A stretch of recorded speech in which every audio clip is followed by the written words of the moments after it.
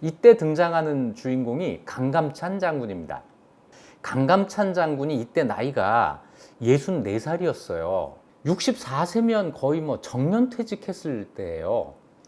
이때 강감찬이 이 회의에서 피난합시다라고 하는 주장을 해요. 피난을 갑시다.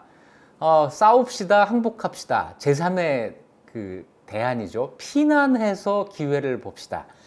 자, 국왕현종이 이 주장을 받아들여서 12월 28일 날 개경을 벌이고 남쪽으로 피난을 가는데 1월 1일 날 개경이 함락됩니다.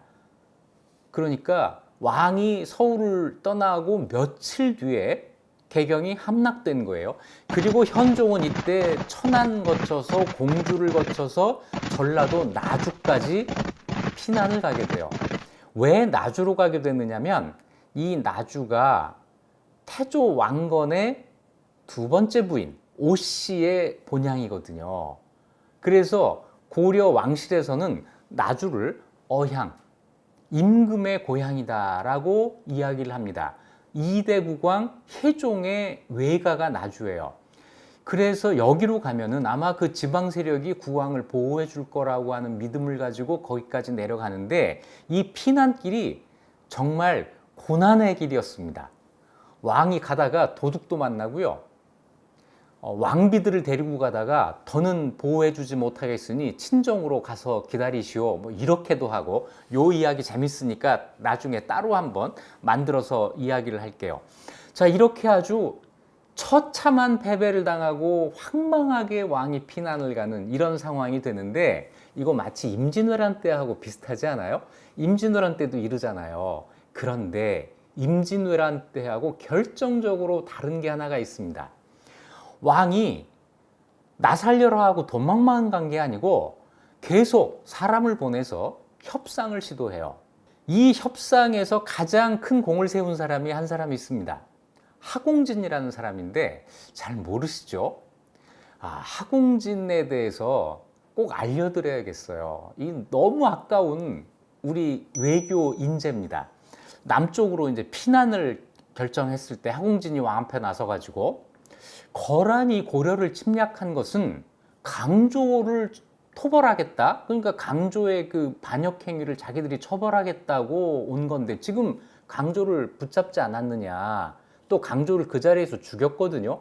강조를 처형하지 않았느냐. 그렇다면 거란이 고려를 침략해온 명분은 이미 사라진 것이다.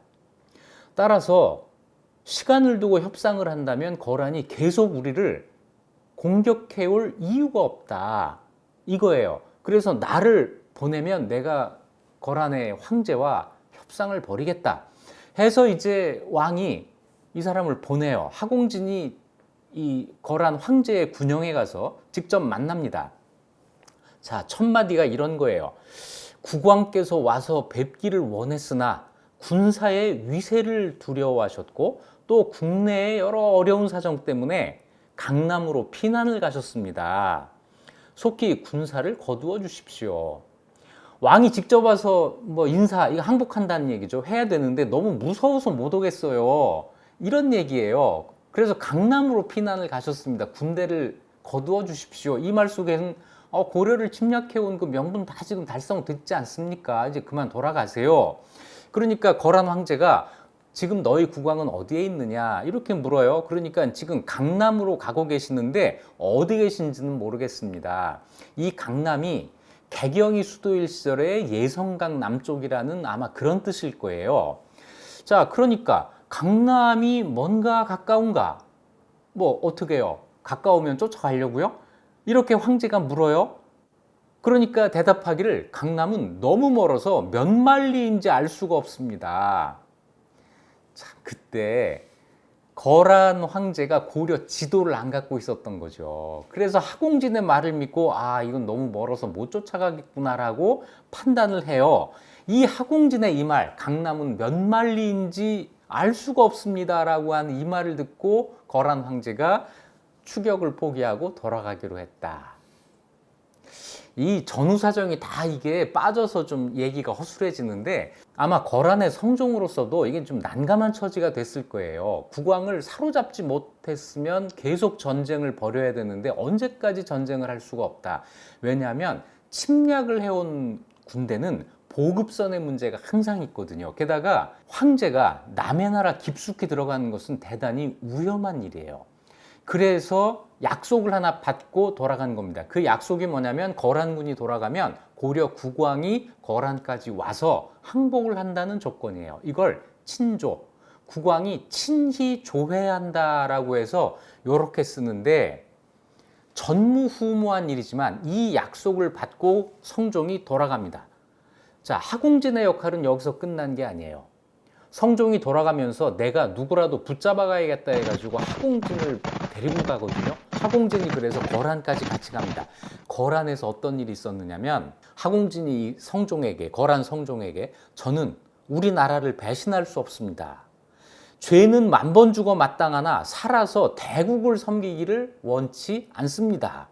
라고 했어요. 그러니까 성종이 의롭게 여기고는 그러지 말고 너의 절개를 바꿔서 나한테 충성을 바쳐라 이렇게 설득을 했는데 하공진의 말투가 더욱 강경하고 불손해졌다는 거예요. 그러니까 처음에는 뭐 할 수 없습니다 그러다가 점점 안 됩니다 싫습니다 여기 가다가 싫다는데 왜 그래요 뭐 이랬겠죠.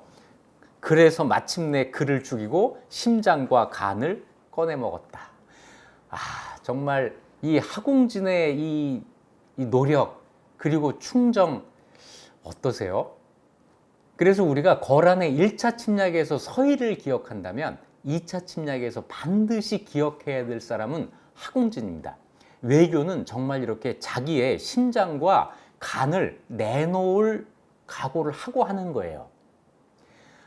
정말 우리 외교관 서희 동상 말고 그 옆에 하공진의 동상도 같이 있으면 어떻겠나 하는 생각을 합니다.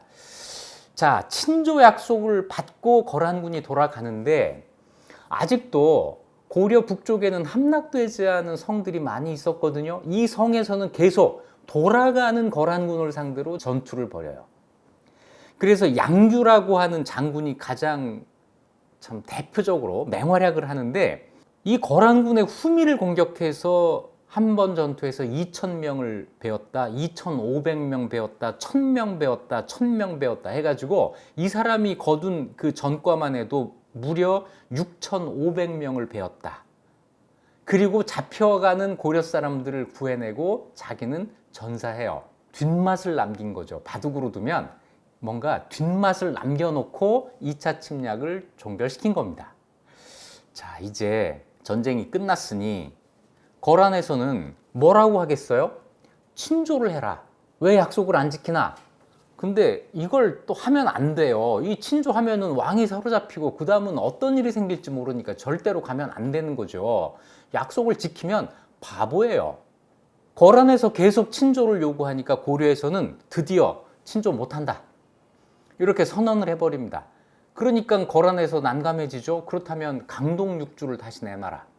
1차 침략 때 우리가 서로 앞으로 사이좋게 지내기로 하고 우리가 영토를 준 것이니 그거 도로 내놔라. 강동 6주 내놔라. 고려에서는 그것도 못 준다. 친조도 안 된다. 강동 6주도 못 돌려준다. 완전히 고려는 내 맘대로 해요.